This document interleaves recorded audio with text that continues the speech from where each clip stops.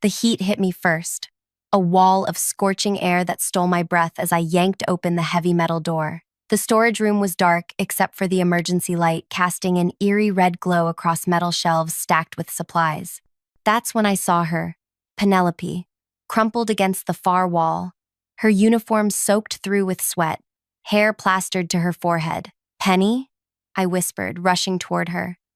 Her eyes fluttered open, cracked lips parting. "Vera?" Her voice was a dry rasp. "Water, please." The digital thermometer on the wall read 104 degrees Fahrenheit. In July, with no ventilation, the storage room had become an oven. I touched her arm, her skin burned against my fingertips. "How long have you been in here?" I asked, already pulling my water bottle from my bag. She gulped greedily, water spilling down her chin. "Since yesterday afternoon, after the meeting." My stomach clenched. 17 hours trapped in sweltering heat. "I found something," she whispered, eyes darting to the door. "In the safety reports." When I showed Kent Alvarez, regional manager, the man who'd given me a final warning last week for questioning overtime policies. He told me to double-check some inventory. She continued, said he'd be right back. Then, click. Her fingers weakly mimicked a key turning. I screamed until my voice gave out. I helped her stand, her legs buckling beneath her. The guard wouldn't arrive for another hour. Management had implemented a strict policy: no unauthorized personnel in office areas outside working hours. Penny had been invisible, trapped, while the cleaning crew vacuumed just yards away. "We need to get you to a doctor," I said, supporting her weight. She clutched my arm, nails digging in. "The reports. They're falsifying safety checks, Vera. Equipment that failed inspection. They're still using it. Someone's going to get hurt." As we stumbled toward the exit, Penny suddenly froze.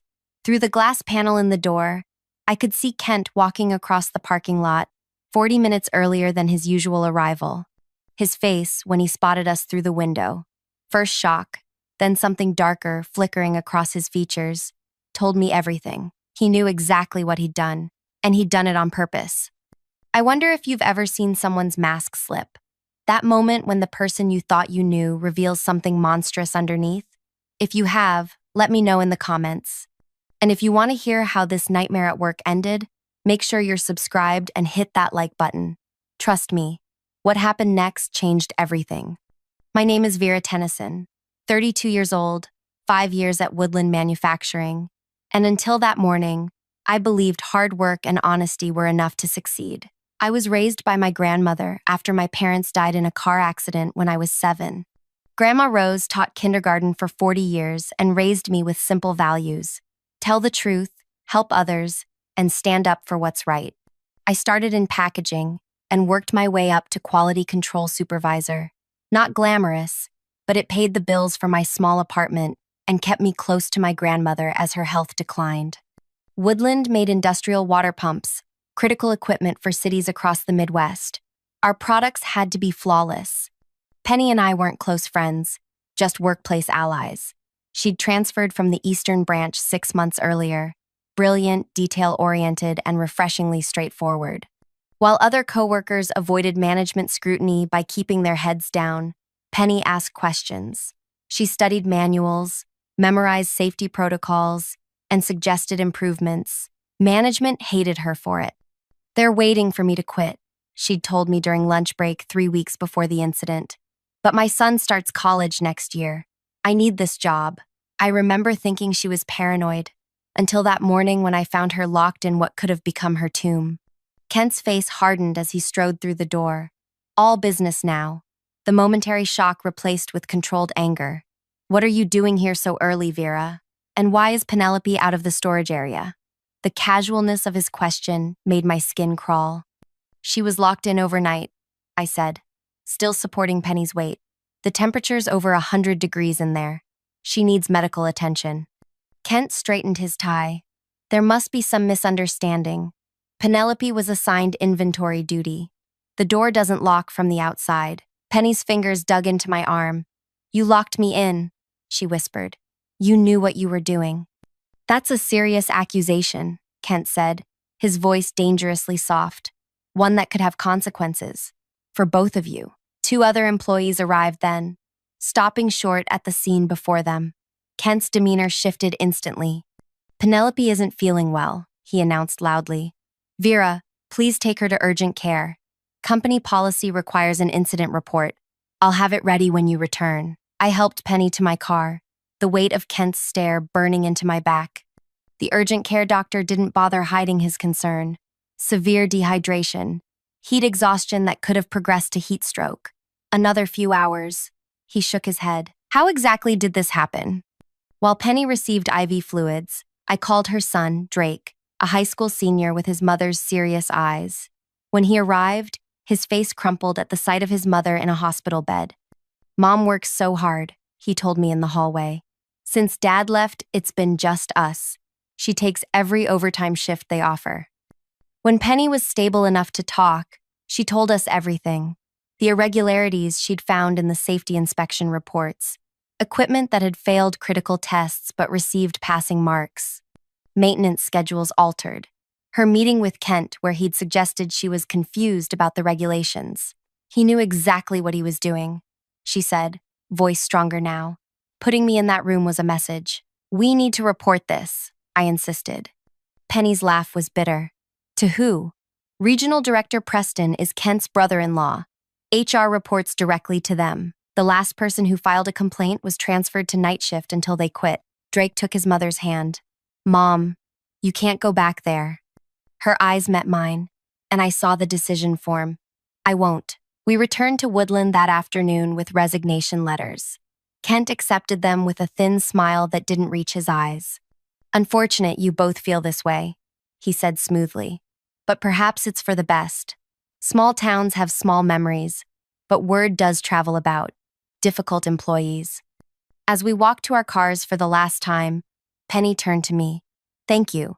If you hadn't come in early today, don't. I cut her off, unable to contemplate the alternative. What will you do now? She asked. I hadn't thought that far ahead. My grandmother needed her medications. I had rent due in 2 weeks. I'll find something, I said with more confidence than I felt. Kent's parting threat proved prophetic. Within days, the rejections began. Positions I was qualified for suddenly filled before interviews. Applications mysteriously lost. One potential employer actually winced when he saw my resume. You worked at Woodland? He asked, already closing my file. Penny faced similar obstacles. After 3 weeks of rejections, she and Drake moved in with her sister 2 states away. It's not right, she told me during our goodbye call. They're going to hurt someone, Vera. Those pumps go into hospitals, nursing homes, schools.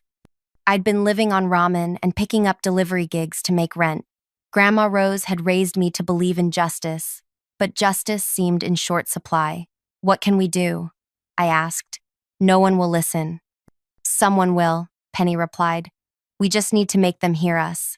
After we hung up, I sat in my darkening apartment, fury building inside me. Kent and the others had calculated exactly how much power they held in our small town. They'd weaponized our need for jobs, our community connections, our limited options, and they'd nearly killed Penny to silence her. That night, I made a decision. If they wanted to play with people's lives, they'd learn that some people fight back. I opened my laptop and began to research. The annual Midwest Industrial Safety Conference was 6 weeks away.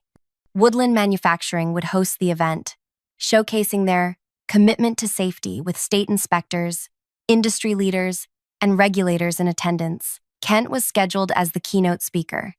I picked up my phone and called the one person who had as much reason to hate Kent as I did. Penny, I have an idea, but I'll need your help, and we'll need others. For the first time since finding her in that storage room, I felt something beyond anger and helplessness. I felt purpose.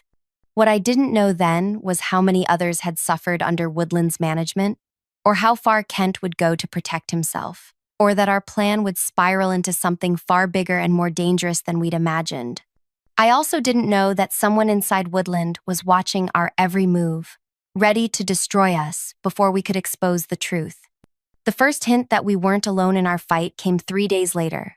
I was delivering pizzas, my 3rd shift that week, when the customer opened her door and gasped, "You're Vera Tennyson," she said, eyes wide. I nodded warily, used to small-town recognition, but suspicious now. I'm Zola. I worked at Woodland for 8 years. Accounting department. She glanced over her shoulder before pulling me inside. You need to know something. You and Penelope weren't the first. In her kitchen, Zola showed me a notebook filled with dates, names, and incidents. I started keeping track 3 years ago, after the acquisition. I scanned the pages, ice spreading through my veins. 13 employees who'd raised safety concerns, all systematically isolated, harassed, or placed in dangerous situations until they quit. One had suffered chemical burns in a storage accident remarkably similar to Penny's. Why didn't anyone report this? I asked. Zola's smile was sad. To who? The local paper's owner plays golf with Preston. The county inspector's daughter got a management position at Woodland right out of college. They've built their fortress carefully. Why are you showing me this? Because you're still fighting, she said simply. And you're not the only one. We've been waiting for the right moment. My phone chimed with another delivery reminder. As I stood to leave, Zola pressed a flash drive into my hand. Financial records, she whispered. Where the money's really going instead of equipment maintenance. Be careful who sees this. As I drove to my next delivery, my mind raced. We weren't just seeking justice for Penny anymore. This was bigger, more dangerous, and suddenly more possible than I'd imagined. I called Penny that night. We're gonna need more help, I told her, and I think I know where to find it. Over the next 2 weeks, our small resistance grew. Zola connected us with former employees scattered across 3 counties. Each had a story, each had evidence, each had been silenced, until now. Theo from maintenance, who'd been ordered to bypass safety valves on industrial equipment. Imani from shipping, who'd documented mishandled hazardous materials. Reese from testing, who'd kept copies of altered inspection reports. But the most valuable alliance came from someone still inside Woodland, Kit, a janitor who'd worked there for 20 years, invisible to management but with access to every room, every conversation. They're panicking about the conference. Kit told me during our clandestine meeting at a truck stop 50 miles from town. State inspectors are coming, industry bigwigs. They've got crews working overtime to create a Potemkin village. Kit slid a security badge across the table. This will get you into any room except executive offices, and I've mapped the camera blind spots. Our plan took shape.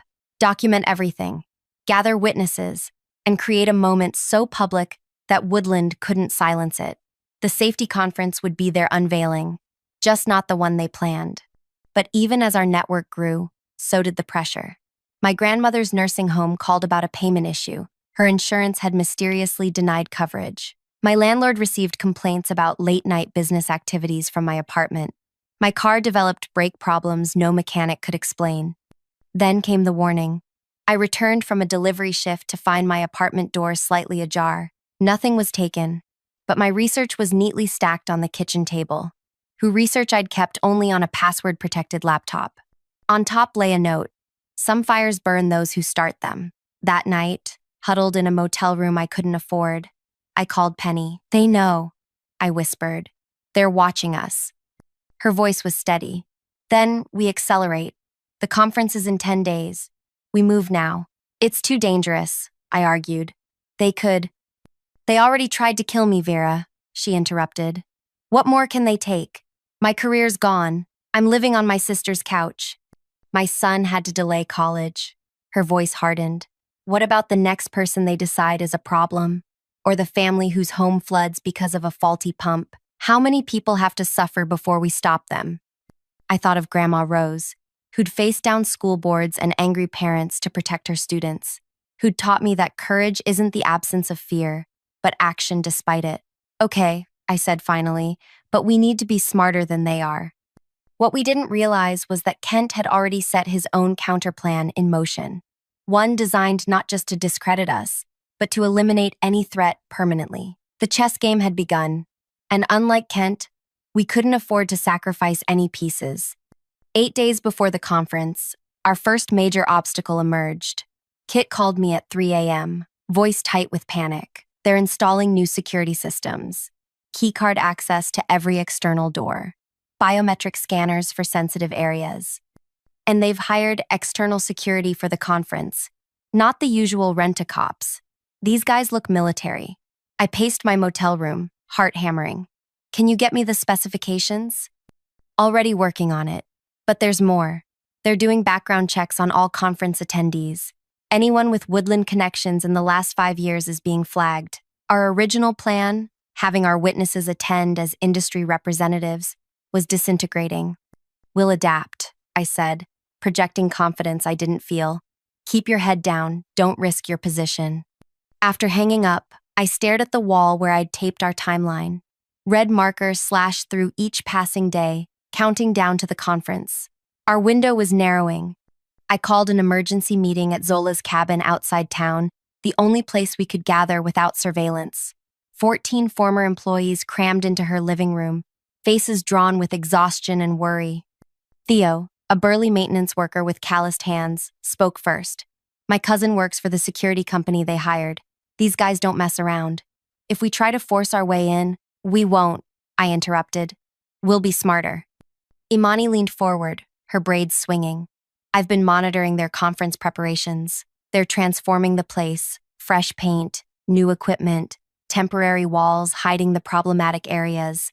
The presentation will showcase their state-of-the-art safety protocols.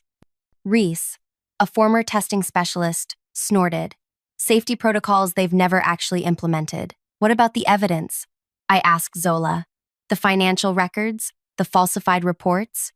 Compiled and ready, she confirmed, but without access to the conference. The room fell silent. Weeks of planning, evidence gathering, and risk-taking, all potentially wasted. Then Penny spoke from the video call on my laptop. She couldn't risk returning to town, but her voice filled the room. What's the one thing they can't control on conference day? We looked at each other blankly. The weather, she said simply. Outside, thunder rumbled as if on cue. July in the Midwest meant scorching temperatures, but also violent storms that could arise without warning. The building's climate control, I said slowly, understanding dawning. If it failed during the conference. Theo's eyes widened.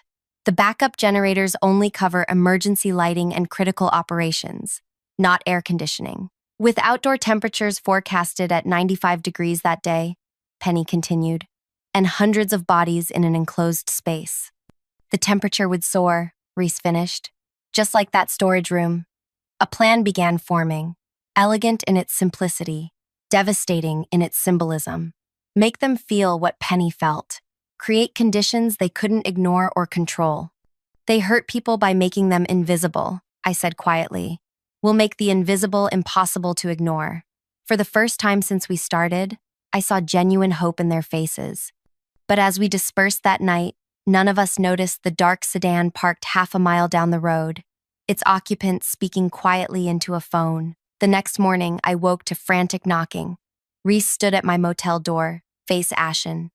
They got Kit, he said. Anonymous tip about stolen company property. Police searched his apartment this morning. My blood turned to ice. Did they find anything? No, Kit's too smart. But they fired him on the spot. And the message is clear. They're picking us off one by one. The loss of our inside connection was devastating. Without Kit, we had no eyes inside Woodland, no access to secure areas. Worse, Kent now knew exactly who was helping us. That afternoon, my grandmother called from the nursing home, her voice weak and confused. Vera, the nurse says I'm being transferred to a different facility. Tomorrow. Transferred to where? Someplace 3 hours away. They say my insurance changed. Pure rage flooded my system. They were targeting my grandmother, a frail 84-year-old woman, to get to me. I called the nursing home administrator, who apologetically confirmed the transfer. The authorization came directly from her insurance provider. Nothing we can do. The insurance company stonewalled me with bureaucratic excuses. By evening, I was sitting in my car outside Woodland Manufacturing, watching employees leave for the day, wondering which window belonged to Kent's office. My phone rang. Zola, don't do anything stupid, she said without preamble. We've got another way. They're going after my grandmother. I hissed. I know, and we'll fix it. But not by confronting Kent directly. That's exactly what he wants. You losing control, making threats he can use against you. She was right, but the knowledge did nothing to cool my rage. Come to my place, she insisted. Now. At Zola's cabin, I found Imani huddled over a laptop with a young man I didn't recognize. This is my brother, Leo, Imani explained. He works in health insurance software, and he has interesting news about your grandmother's policy change. However, Leo adjusted his glasses. The transfer authorization didn't come through normal channels. Someone accessed the system using administrative credentials and manually flagged her file. Can you reverse it? I asked. Already done, he said with a tight smile. And I've locked it from further changes while making it look like a system error. Your grandmother stays where she is. Relief washed over me, followed immediately by fresh worry. They'll just try something else. Which is why we're moving up our timeline, Zola said. The conference is 6 days away, but we make our move tomorrow. Tomorrow? I echoed. We're not ready. We don't have a choice, Imani said softly. Kent's not just trying to stop us now. He's sending a message about what happens to people who challenge him. And we need to send our own message, Zola added, starting with the most important piece of our plan. She handed me a sealed envelope. Your grandmother's transfer might have been stopped, but others won't be so lucky. Inside is a bus ticket to Millridge, 3 hours away. Someone's waiting to meet you there. Who? Someone who can finally make people listen. The bus arrived in Millridge just after noon the next day. Standing at the terminal, checking faces against the photograph Zola had given me, I finally spotted her, a woman in her 50s with silver-streaked hair and sharp eyes that missed nothing. Helen Braddock, she said, extending her hand. State Labor Department. My heart skipped. You're the one person in the regulatory system Kent Alvarez can't control or intimidate. She finished. I've been building a case against Woodland for 18 months. What I lack is first-hand witnesses willing to go on record. In a small cafe, I laid out everything.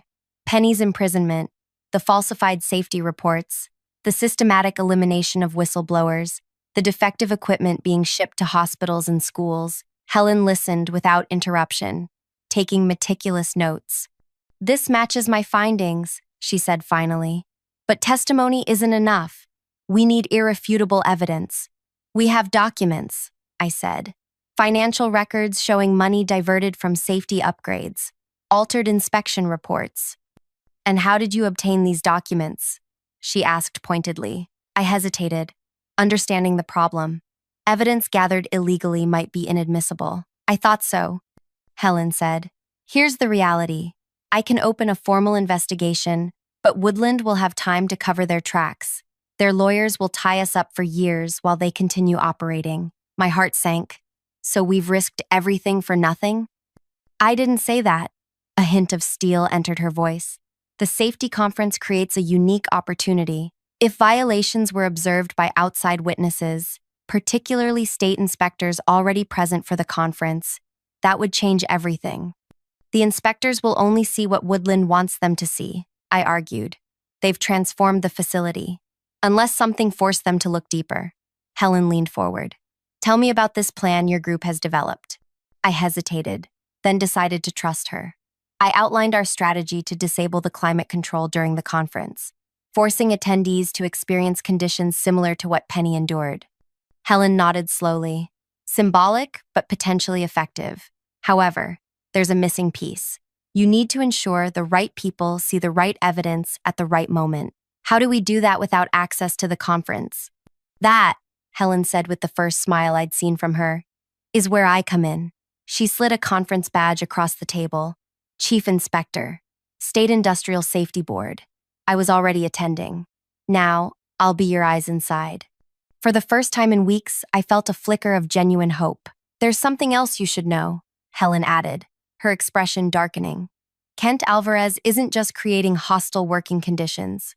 The pumps Woodland manufactures are showing failure rates far above industry standards. 3 hospitals have reported emergency generator flooding from faulty pumps in the past year. The implications hit me like a physical blow. People could die. People already have, Helen corrected grimly. A nursing home in Laketon lost power during a heat wave when their backup generators flooded. 2 residents died before evacuation. I thought of my grandmother, of Penny trapped in that sweltering room. We're not just fighting for justice anymore, I whispered. We're preventing more deaths. Exactly. Helen gathered her notes. Your group has created the perfect opportunity. Now we need to ensure it exposes the full scope of what's happening at Woodland. As we parted, Helen gripped my arm.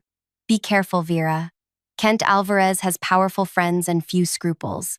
This will get worse before it gets better. I had no idea how prophetic those words would prove. 3 days before the conference, disaster struck. Theo, our maintenance expert who would disable the climate controls, didn't show for our final planning meeting. Calls went straight to voicemail. When Reese drove past his house, police cars filled the driveway. Manufacturing meth, Imani reported after making calls to contacts in law enforcement. They found a lab in his garage. That's impossible, I exploded. Theo wouldn't. Of course he wouldn't, Zola interrupted. But evidence can be planted, and Theo has a decade-old possession charge that makes the accusations sticky enough to hold him. Our plan was unraveling. Without Theo's expertise, the climate control sabotage, the centerpiece of our strategy, was in jeopardy. I can do it, Reese offered. Theo showed me the basics. Too risky, I countered. You don't have his experience. What choice do we have? Imani demanded. The conference is 3 days away. We've lost Kit and Theo. Kent is picking us off systematically. That night, alone in my motel room, I called Penny. Maybe we should stop, I said, exhaustion seeping into my voice. They're always one step ahead. Someone could get seriously hurt. Penny was silent so long I thought we'd lost connection.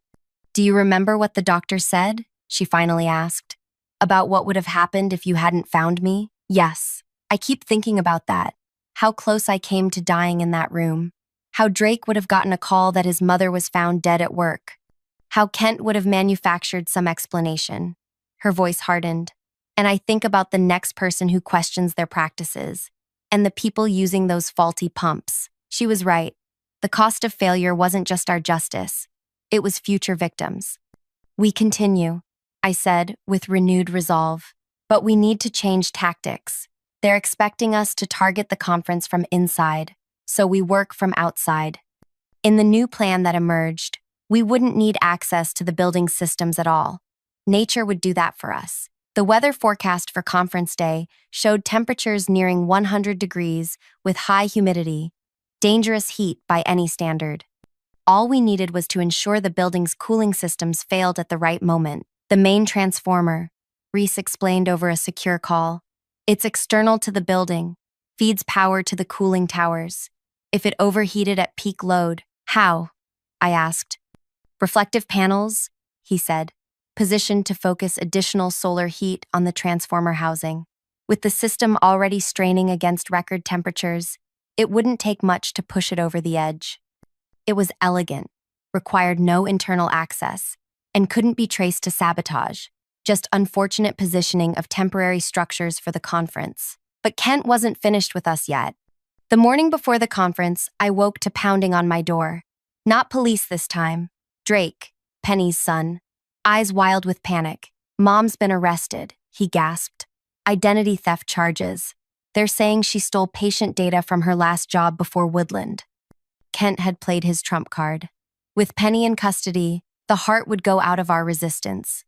Many might back out entirely. Drake handed me his phone with a text from Penny. Continue no matter what. This ends tomorrow. Conference day dawned scorching hot, the sun already brutal at 7 a.m. Our remaining team gathered at our staging point, a park overlooking Woodland manufacturing. Through binoculars, we could see attendees arriving, security checking credentials at every entrance. Everyone clear on their roles? I asked. Nods all around, faces grim but determined. Helen's inside, Zola confirmed. Positioned near the main conference hall with full access to the executive presentation room. Reese? He patted his bag. Reflective panels ready. I can place them without being seen from the security perimeter. Imani? Media contacts on standby. One call brings 3 news crews. And the evidence packets? Prepared and positioned, Zola confirmed. Ready for distribution the moment conditions are right. As they dispersed to their positions, I felt a strange calm settle over me. After weeks of reactive scrambling, we were finally taking the initiative. I checked my watch. 8:30 a.m. Kent would be welcoming attendees now, all corporate smiles and rehearsed warmth. By noon, the outdoor temperature would hit 97 degrees. By 1 p.m., when Kent was scheduled to present Woodland's industry-leading safety protocols, the building's interior would become unbearable. What Kent didn't know, what none of them knew, was that we weren't just creating discomfort, we were creating understanding. Sometimes, to make people care about invisible suffering, you have to make that suffering visible, and by day's end, no one would be able to look away.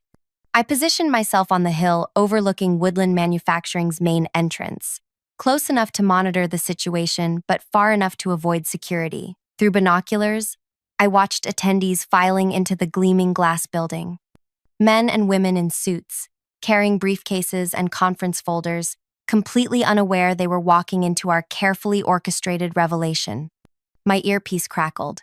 Reflective panels in position, Reese reported, angled perfectly. With this sun, the transformer should hit critical temperature around 12:30. Helen's in position, Zola added. Kent just welcomed everyone to the main hall. She says it's packed. Every state regulator and industry leader within 300 miles. I checked the outdoor temperature display on a nearby bank. 91 degrees Fahrenheit at 9:15 in the morning. The forecast promised at least 6 more degrees by midday. Any word on Penny? I asked. Her attorney is working on bail, Drake replied, his voice tight with worry. The charges are paper thin, but they're keeping her in holding until after the conference. Of course they were. Kent had planned this meticulously, removing our most compelling witness before his moment in the spotlight. What he hadn't counted on was our contingency planning. By 11 a.m., the conference was in full swing. Presentations on industry standards, vendor displays of safety equipment, networking over coffee and pastries. All in climate-controlled comfort while Kent worked the room, shaking hands, playing the role of safety advocate. At 11:47, Reese's voice came through my earpiece. Transformer temperature rising faster than expected. This heat is unreal. I scanned the cloudless sky. The summer sun beat down mercilessly, the kind of heat that shimmers above asphalt and makes breathing feel like work. How long? I asked. 20 minutes, maybe less. I relayed this to our team members stationed around the perimeter. Everyone ready? Affirmations came through one by one. We'd positioned our people at every exit, ready to guide conference attendees to our evidence station once the inevitable evacuation began. At 12:09 it happened. The main transformer made a sound like distant thunder, then went silent. Immediately, the building's emergency lights flickered on, but as predicted, the climate control system shut down completely. Through my binoculars, I watched confusion spread through the lobby. Security personnel rushed outside to check the transformer, finding nothing more suspicious than sun-baked equipment on the hottest day of summer. Helen reports the temperature is already climbing in the main hall, Zola said. Kent is assuring everyone they'll have power restored momentarily. Now came the waiting game. Inside that building, hundreds of professionals in business attire were about to experience what Penny had endured for 17 hours. The difference? They could leave any time. She couldn't. By 12:45, we could see people loosening ties, removing jackets. Windows were opened, but the breezeless day offered no relief. Staff distributed water bottles, but supplies quickly dwindled. Interior temperature has hit 85 degrees, Helen reported through Zola. Kent's insisting they continue with the program. He doesn't want to postpone his keynote. Of course he didn't. The keynote was his crowning achievement, ICC, proof of his leadership to industry peers and superiors. He'd sacrifice comfort rather than surrender his moment. By 1:15, the situation inside deteriorated rapidly. Through binoculars, I watched red-faced attendees fanning themselves with programs. Kent took the stage, sweat darkening his shirt, still smiling that plastic smile. Helen says it's 91 degrees inside now, Zola reported. Someone just asked to move the presentation outside. Kent refused. I checked the outdoor temperature, 98 Fahrenheit. Inside that sealed building, with hundreds of bodies generating additional heat, conditions were becoming dangerous. At 1:32, the first person collapsed, an elderly inspector overcome by heat. Medical personnel rushed forward, but in the crowded, overheated room, they struggled to reach him. "Now," I said into my communicator, "Imani, call your media contacts. Everyone else to positions." Kent tried maintaining control, directing attendees to remain seated, promising the power would return any moment. But as a second person showed signs of heat distress, the exodus began. Security couldn't contain it. Hundreds of overheated professionals streaming toward exits, seeking relief. As they emerged into the scorching parking lot, our team members were waiting, not with protests or accusations, but with cold water, portable fans, and simple directions. Relief stations set up in the shade across the street. Under canopies in the park opposite Woodland, we'd arranged water stations, seating, and large fans powered by portable generators. Immediate relief from the sweltering conditions. And beside each station, documentation tables. As the conference attendees gratefully accepted water and cooling, they found themselves surrounded by evidence of Woodland's malfeasance, testimony transcripts, financial records showing diverted safety funds, photographs of defective equipment installed in hospitals and schools, medical reports from injured employees, and most damning of all, a large display showing Penny's medical records from the day I found her, alongside the storage room temperature logs and security footage showing Kent locking the door. Helen Braddock moved through the crowd, no longer just an observer but directing state inspectors to specific evidence. Media vans pulled up, cameras capturing the scene of disheveled industry leaders and regulators, reviewing damning documentation, while Woodland executives watched helplessly from across the street. Through my binoculars, I found Kent standing at the building entrance, face contorted with fury as he realized what was happening. When he spotted news cameras, he retreated inside. "He's running," I said into my communicator, "probably heading for his office to destroy records." "No, he's not." Helen's voice came through clearly now. "I've got state police securing all executive offices. No one enters until we complete our inspection." The temperature continued climbing. By 2 p.m., the outdoor thermometer read 99 Fahrenheit. Inside Woodland's main hall, where some attendees and staff remained, temperatures approached 105 Fahrenheit. Almost exactly what Penny had endured. That's when we unveiled our final element. A large screen activated at our relief station, showing a pre-recorded video of Penny, calm, professional, sitting at a desk with documents visible. "My name is Penelope Merritt," her voice rang out over the crowd. "Until recently, I was a quality control specialist at Woodland Manufacturing. What you're experiencing today, this heat, this discomfort, is what I endured for 17 hours after discovering falsified safety reports." The crowd fell silent. Water bottles paused midway to lips, all eyes on the screen. Woodland Manufacturing has systematically endangered lives by cutting safety measures and silencing employees who speak up, Penny continued. The equipment they produce protects critical infrastructure, hospitals, nursing homes, schools. When it fails, people die. She held up documents, explaining each one in clear, precise language, the technical violations, the covered-up failures, the retribution against whistleblowers. "The temperature you're feeling right now," she concluded, "is the same temperature I was locked in for discovering these violations. The difference? You can leave. I couldn't. And the people depending on Woodland's equipment can't escape the consequences of their negligence either." As her video ended, the real power of our plan became evident. We hadn't just created discomfort, we'd created understanding. Every person there had physically experienced a fraction of what Penny endured. The heat had made abstract concerns visceral and immediate.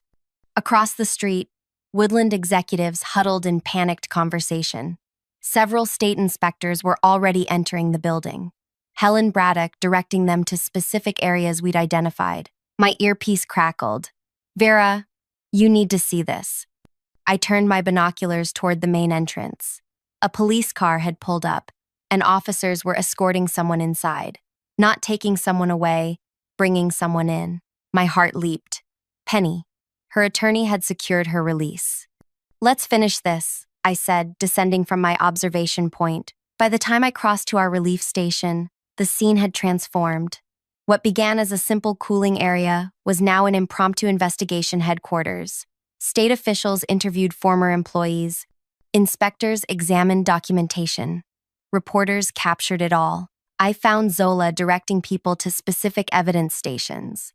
The Industrial Safety Board just declared an emergency suspension of operations. She told me, eyes bright with vindication. Helen fast-tracked it. Woodland is shut down pending full investigation. Kent? Barricaded in his office, refusing to come out. As if summoned by his name, a commotion erupted at the building entrance. Kent emerged, flanked by security, attempting to push through to his car. His face was flushed, tie askew, the composed executive persona completely shattered. He froze when he saw the media. Then his eyes found me in the crowd. For a moment, we simply stared at each other across the distance. His expressions cycled through shock, rage, and finally, fear. That's when Penny stepped into his path. The parking lot fell silent. Here was the woman from the video, the one whose suffering they'd just symbolically shared, standing face to face with the man responsible. Kent recovered quickly, corporate mask sliding back into place. "Penelope, I see the misunderstanding about your identity theft charges has been cleared up." "No misunderstanding, Kent," she replied, voice carrying in the sudden quiet. "Just one more attempt to silence someone who knew too much." "These accusations are groundless," he said loudly, aware of the cameras now trained on him. "Woodland Manufacturing has an exemplary safety record. It's 105 degrees in your conference hall right now." Penny interrupted. "Exactly the temperature you locked me in for 17 hours. How does it feel, Kent? Unbearable after just 3 hours, isn't it?" His composure cracked. "I never locked you anywhere. You're making accusations without proof." "We have the security footage," Helen Braddock said, stepping forward, "and sworn statements from 15 former employees documenting systematic safety violations and retribution against whistleblowers."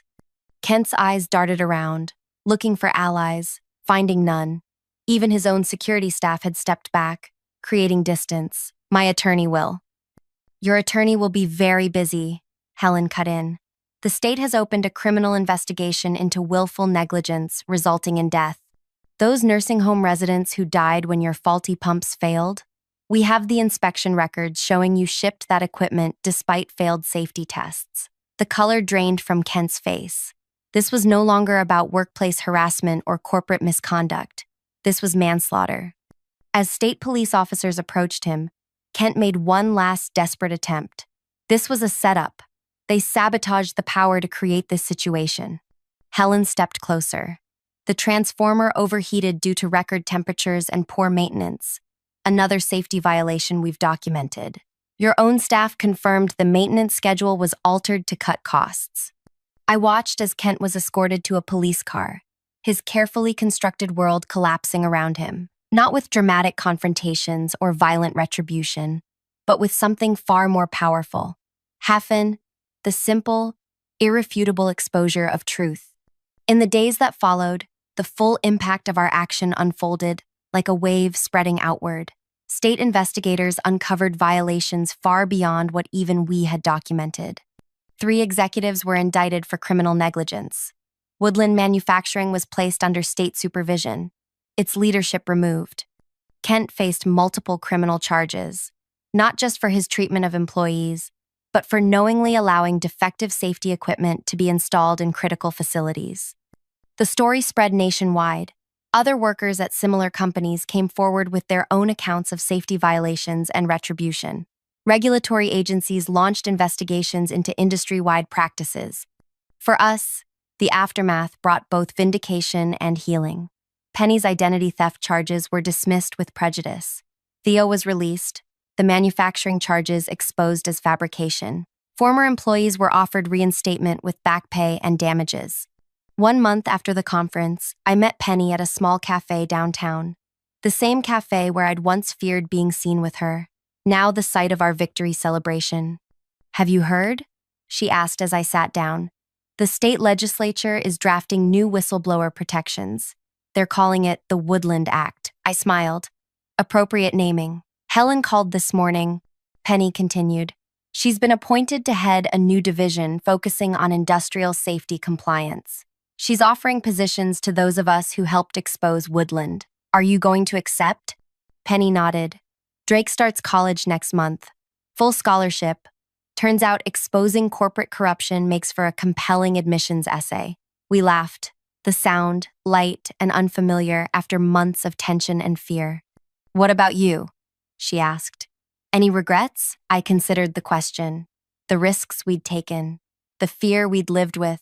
The system we'd challenged. Not one, I answered truthfully.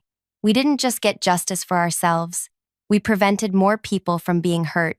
As we sat there, I realized something profound had shifted, not just in the regulatory landscape or in corporate accountability, but in me. Grandma Rose had taught me to stand up for what's right, but I'd never truly understood the cost or the power of that stance until now. Kent had weaponized the very systems meant to protect people, employment, healthcare, law enforcement. He'd calculated that most people would accept injustice rather than risk everything fighting it. His one miscalculation? He hurt someone who refused to stay invisible. I looked at Penny across the table, her face no longer drawn with fear but alight with purpose. We should document what happened, I suggested, how a group of ordinary people stood up to corporate power and won. Others might need the blueprint. I think that's an excellent idea, she agreed. People need to know they're not powerless. And that's why I'm sharing this story now. Not just as a record of what happened that scorching summer, but as a reminder that systems of power depend on our silence and isolation to continue unchecked. Sometimes justice requires more than filing complaints or following procedures. Sometimes it requires creativity, courage, and the willingness to make the invisible suffering visible to those who can stop it. If you're facing your own Kent Alvarez, someone abusing power while counting on your silence, remember our story. Find your allies, gather your evidence, and create your moment when the truth can't be ignored. Because in the end, that's how change happens. Not all at once, but person by person, standing up and saying, "This stops now." If our story resonated with you, please share it with someone who needs to hear it. Leave a comment about your own experiences standing up to workplace injustice, and subscribe for more real stories about ordinary people finding extraordinary courage. Because the most important lesson we learned, we were never actually powerless. We just needed to discover our power together.